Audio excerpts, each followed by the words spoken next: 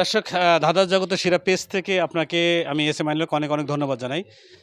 আসলে আমরা আজকে চলে আসছি নাটোরের ঐতিহ্যবাহী গ্রিন ভ্যালি পার্কে। তো এখানে আমি দেখতে পাচ্ছি এখানে একটা আপু দেখতে পাচ্ছেন অনেক খুব মোড নিয়ে কোনো একটা সেলফি নেওয়ার চিন্তা ভাবনা করছে। আসলে তার কাছে গেলে মায়ের খাবো কিনা তা জানি না, তারপরে কোন আমরা তার কাছে যাওয়ার চেষ্টা করতেছি।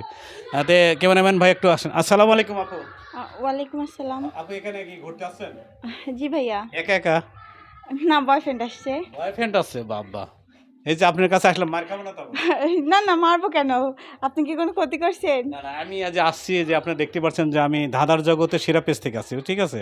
তা আপনার সাথে কি একটা ধাঁধা খেলতে পারি? দাদা, বাড়ির লোকজন আবার পিটাবে দেখলে। তো যাই হোক, আপনি যদি অনুমতি দেন তাহলে আপনাকে একটা প্রশ্ন করতে পারি। জি ভাইয়া। হ্যাঁ, জি ভাইয়া। মানে এমন কি জিনিস আছে হ্যাঁ। কেউ দিনে দেয়, কেউ রাতে দেয়, আবার কেউ সারা রাত ধরে দেয়? ভাই, এগুলো প্রশ্ন হলো?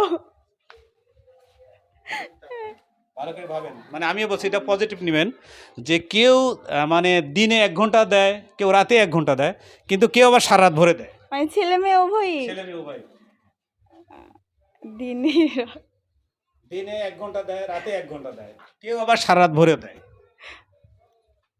একটু ভাবেন। আমার পক্ষে সম্ভব না।